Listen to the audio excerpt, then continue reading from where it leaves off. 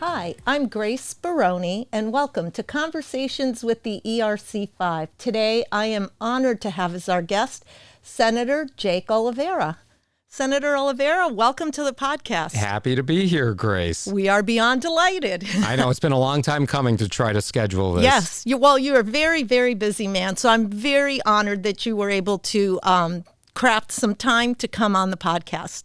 Let's begin with your love for government and wanting to be in this political field and world, because it started, I think, at a young age for you. You were in high school. You were on the school committee? I was a student rep to the school committee for 2 years, okay.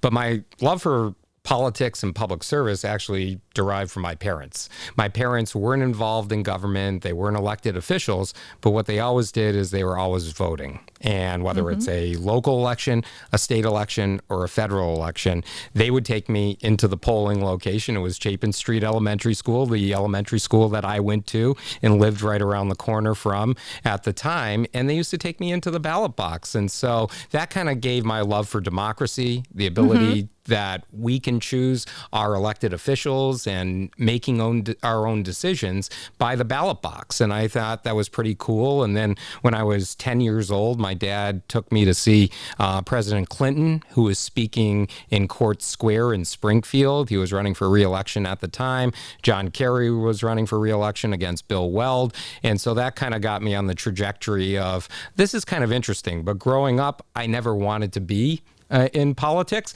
I actually wanted to be an architect. Really? Believe it or not. Okay. And I still enjoy architecture. I love traveling and seeing different types of architecture. I love houses. I love buildings. One of my favorite cities to visit is Chicago because it has some of the best architecture in the entire country. So I enjoy going there. But I really didn't enjoy physics. And I knew that in college, I would have needed to take a lot of physics and math classes. So I decided to pivot a little bit and pursue a degree in political science at my alma mater, Framingham State. But I got involved very young. Actually, the first time I ran for something was actually at Baird Middle School in Ludlow. I ran for treasurer of the school. And so I was 13 years old, and there were about 7 or 8 candidates running for it. And I remember giving a speech on the intercom in the old office at Baird Middle School, I think, before they even did the renovations. And I remember doing that, and I remember, getting the votes and winning. And I thought it was pretty cool, and so I decided to become more active. So at 14, I became an associate member of the Ludlow Democratic Town Committee, began working on campaigns, and then by the time I reached high school, I ran for something called the Student Advisory Council and became the student rep to the school committee for 2 years, my junior and senior year of high school. And while I was in college at Framingham State, I actually ran in 2005 for a rep town meeting to be a precinct member. So actually this past March, I'm celebrated 20 years in elective office. I did, 4 years as a town meeting member. I did 12 years on the Ludlow School Committee before getting elected to the legislature. And when I was in college, I continued to stay active. I was the student rep to the Board of Higher Education, 3-year member of the Board of Trustees. So I've been serving in basically some form of elected office my entire adult life, and have been involved in public service since I was a young teenager. Okay. Because I started reflecting, and I'm like, I don't remember a time when Senator Oliveira wasn't involved somehow, some way. But you were always involved in something. So I'm like, wow, I wonder how this all developed and evolved. And here you are today as chair of the Joint Committee on Labor and Workforce Development. Yes, a very exciting committee in the legislature, a very important committee. So if people don't know about the legislative process, a lot of work is done at the committee level. So before we take a vote on a bill that one of the members files, that bill needs to go through a committee process. And so there are dozens of standing committees on everything from the Education Committee to the Higher Education Committee to the Public Health Committee. And obviously, Labor and Workforce Development is a very important committee. There are 7,000 bills filed each legislative session. That is a lot of bills that are filed. And each one of those 7,000 bills gets assigned to a particular committee that it's related to. So in the Labor and Workforce Committee, we have nearly 300 bills that are before our committee this session. And each bill that's filed in the legislature needs to have a public hearing. And so these public hearings allow the members of the public to come in and testify on behalf of their bill, whether for it or against it.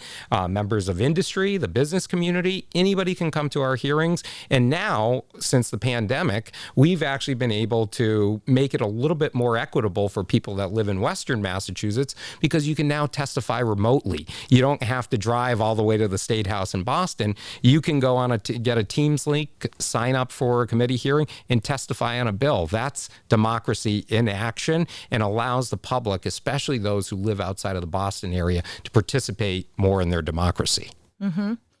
And when I first started with the chamber, I thought it was fabulous because you brought a group of legislators with you to the Ludlow Senior Center, and there was a hearing on the outdoor dining, right? It was right after COVID or a year after COVID, and were we going to allow it or not? And it was fantastic because the room was full, and I just loved it because I got to hear everybody's perspective on this.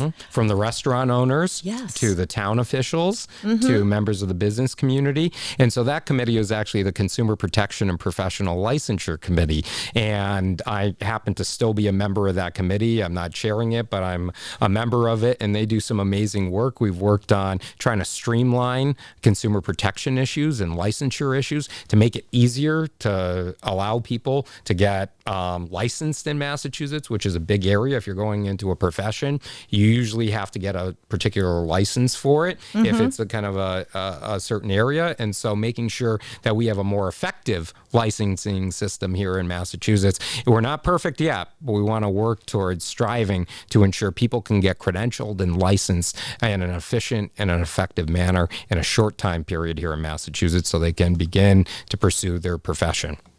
I was going to say that would help with workforce development, right? So are there any bills, anything that you can share with us right now about what's happening with the committee? What are you really excited that is on the docket? Well, there's a balance to be taken. And, you know, people think, oh, that's a no-brainer idea if someone proposes a bill. And you think, how could anybody be against this? And that's why the committee process is so important, because it builds in compromise. It builds in the ability, if you're against something or for something, to actually explain your position. And each one of those 7,000 bills that's filed has people that are for it very much, and there are very few bills that don't have any opposition. So you give the opportunity for the opposition and the sponsors to air out their grievances. We've had nearly half a dozen committee hearings so far on numerous bills ranging from workforce protection issues to codifying some of the protections that we want to ensure that people are getting the credentialing that they need in order to get a job. So there are several bills that are pending before the committee right now and that we're releasing, some having to do with heat and weather standards, heat and cold standards. So let's say you're working in a facility that is, you know, a distribution facility for something. There could be extreme temperatures in there. It might not be air conditioned. It might not be heated properly. So there are bills before our committee right now to put in certain standards for these types of facilities so the workers are protected, so they're not overheating, so they're not freezing, So there are protections on there to provide things like water breaks and a certain temperature level and certain breaks if you're in those more extreme temperatures. And so bills like that come before our committee a lot of times, and we hear from members of the employee community, but also the employer community, and you have to strike a balance. Everything is about a compromise. You want to make sure that our workers are protected and have their rights uplifted, but we also don't want to stifle industry and business. And so it's a balance a lot of times. So I spend a lot of my time outside of the committee hearings, talking with these various different stakeholders and trying to reach compromise, come together and try to reach something where all sides might not be completely 100% on board with, but we get close. We can find a middle ground. And that's what politics is about and should be about, is not letting the perfect be the enemy of the good. And there is a lot of things that come before legislators, a lot of things that come before different bodies, that you reach a compromise, and sometimes when no one's happy, sometimes it's a pretty good bill because you've reached agreement between two opposing sides and you can bring them together. And so on the committee right now, aside from all the workplace protection issues and labor issues and developing a strong workforce here in the Commonwealth, we have some work to do with a very important area, unemployment insurance, and making sure the solvency of the unemployment trust fund can be there for future generations. I mean, my dad was an engineer and then got laid off after 25 years. We relied on unemployment to make my parents to meet those mortgage payments, to pay for certain necessities that we all have. Most families receive unemployment insurance at some point in their life. We deserve to have a system that is fully funded and one that people can rely on as a bridge to their next profession. Because when my dad was on unemployment, I remember he used part of his severance pay to go back to school to pursue a master's in education during that time period, and unemployment insurance helped to bridge that gap until he was able to find a new profession and a new job. And that's exactly what it's designed to do. Well, we do definitely need you to continue to work on that, because I know my father was a construction worker. He built 91 when it was out in Hartford all the way out to Vermont, and you can't work during the winter months. So what do? Yeah. You still need to provide for your family, pay your bills, all of that. So I think there are lots of other areas besides just the construction industry, but that resonated for me. Oh, definitely. And we hear really from it in our office too. So if you have an issue with unemployment insurance and receiving it, because there's been a lot of problems with the new system the state has moved to, you can call our office or email our office, and we can help to try to move it along so you get your unemployment payment and you're not waiting weeks at a time. Okay. Good stuff. And I wish we had more time, but this means you have to come back. I do. So we're going to have to make this like a quarterly visit so that we can explore other things. But for folks that are tuning in, what is the best way for them to get in touch with you with any questions, concerns they may have? The best way to get in touch with me is to send an email to my State House email address, and we'll put it up on the screen. But it's very simple. It's just my name with a period between my first and last name at masenate.gov, or you can always call our office, our Boston office. And, I have a great team of staff members that are incredible. We do office hours in each one of the 12 communities that I represent once a month, with the exception of August, which we take a break for our staff to actually have some downtime.